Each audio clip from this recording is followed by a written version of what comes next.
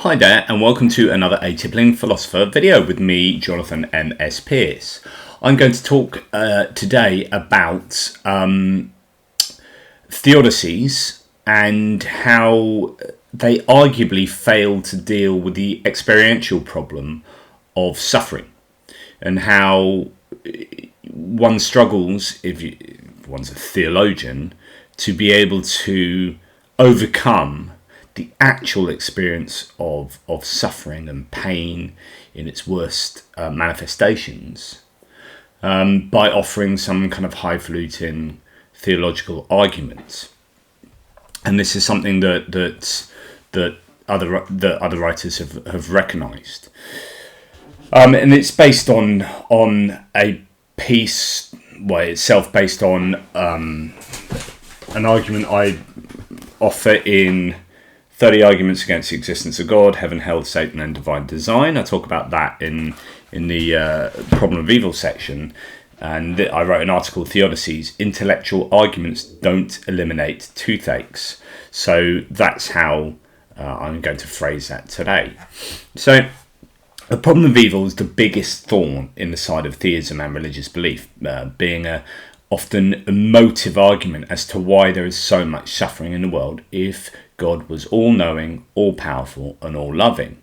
With those omni-God characteristics, God would know enough to know what to do about suffering, would be powerful enough to be able to do something about it, and loving enough to care, to want to do something about it.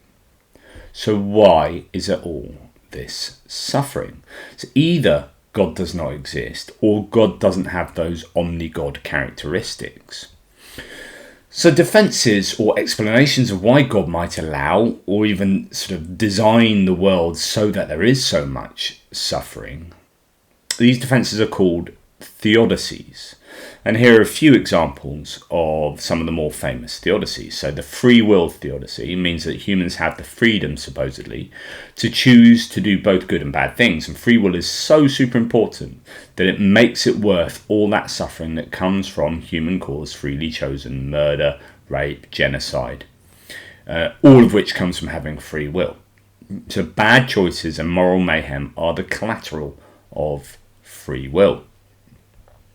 Then there is the original sin situation. We're all being punished for the sins of Adam and Eve, notwithstanding the copious problems with this claim. And you can see loads of my other videos on that subject. This means that we are still suffering as a result of the fall and Adam and Eve's decision. Then there is a soul-making theodicy that posits that we are unfinished creations. We are on a journey of building up our souls, and suffering in the world enables us to become better people or better souls or something. You could see suffering in light of the fact that you can't have warm without cold or good without evil, so suffering has to exist in order for moral goodness to exist.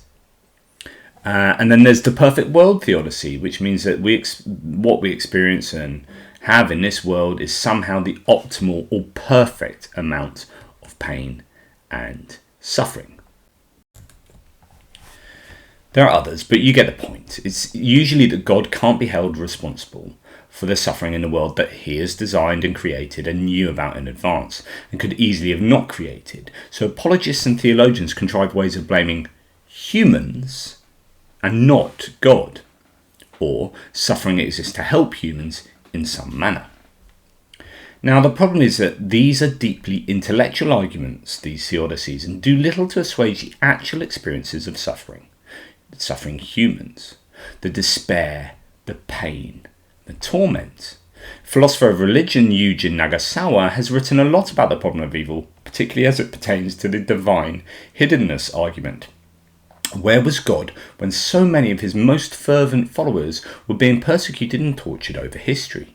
So these arguments are ones I deal with in my most recent book, 30 Arguments Against the Existence of God, and I'm just going to expand on a few of them in the Problem of Evil section to pull a few holes in presenting theodicies to answer the problem of evil. So Nagasawa, in the book Hidden Divinity and Religious Belief, has his own chapter on divine hiddenness. He describes how secret Christians in the 17th century Japan were persecuted, illustrating a painful absence of God. They apparently received no assistance in their painful journey into martyrdom. There was no divine interference in the world at those moments in the way that God supposedly interfered for the merest of reasons in the Hebrew Bible. For the skeptic, this is obvious, right? God doesn't exist, and the Hebrew Bible is largely mythological, being a legendary embellishment of a couple of historical kernels, or often just outright fabrication, in order to provide a handbook of national identity, whilst those who came to be known as the Jewish people were in exile in Babylonia. But if you believe it to be literally true, then you have to explain God's interference in one geographical and historical context, and God's absence, complete abject absence, in every other. And Nagasawa rightly sees this as a particularly acute problem. And this is a quote from his chapter, Silence, Evil and Shusaku Endo, in the book Hidden Divinity and Religious Belief, edited by Green and Stump in 2015. And quote, I believe that the problem of divine absence constitutes one of the greatest challenges for theists because it involves 1. Horrendous evil as opposed to ordinary evil, 2. Divine hiddenness from devout believers as opposed to divine hiddenness from ordinary believers or non-believers, and 3. Simultaneous, intertwined occurrence of horrendous evil and divine hiddenness from devout believers. The secret Christian persecution that Nagasawa references in the work of author Shusaku Endo details events such as a particularly devout one-eyed man who refused to renounce God and was willing to die for God, and yet God remained obstinately hidden, causing one to question whether really God existed or still exists or is omnibenevolent. This idea that it's this intersection of real fervent overt belief in the right God, right? These are super believers going through intense suffering, and yet God appears to be most absent in those scenarios.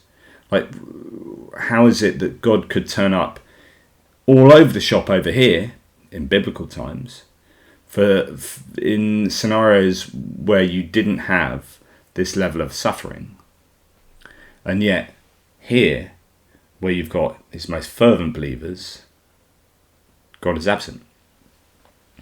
And for Nagasawa, the problem is that these highfalutin conceptual ideas about Theodicies, about why God might be refusing to act to save people or alleviate their pain, does nothing to assuage the sufferer's actual experiences. So it's an intellectual solution to an experiential problem and doesn't do justice to that actual suffering. So as Nagasawa continues, quote, I maintain, however, that Theodicies do not eliminate the problem of divine absence altogether because they fail to answer the experiential problem, which concerns the pain and suffering of real people. We are mistaken if we think that Theodicies can eliminate the experiential problem. That would perhaps be as absurd as thinking that we could eliminate a toothache with an intellectual argument. Back to me. So furthermore, it's not so much about God having a supposed answer or reason or greater good for any suffering, but why God might remain silent about it. It's one thing to say that God didn't stop the 2004 tsunami because of some reason X, but that God is not forthcoming about A, there being a reason at all, and B, what exactly that reason might be, in this case X. Instead, humans have to pick up the pieces and A, suppose that there is a reason at all, and B, work out exactly what that reason might be, given that God has decided to remain utterly silent on the matter. God moves in mysterious ways, we hear so often.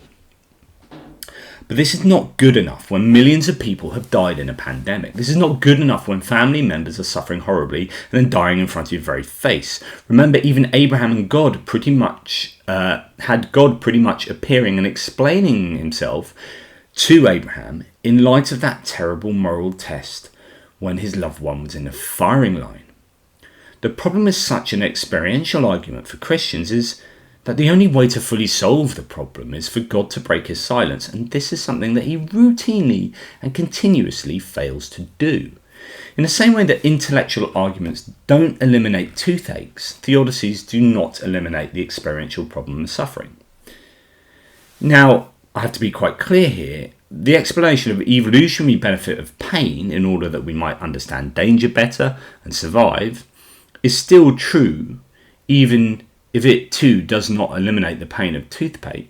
Theodicies are different, right? So toothaches, you might go through some excruciating experiential suffering, and I can offer you a theory as to why that might be, and that intellectual theory might not really overcome this experience.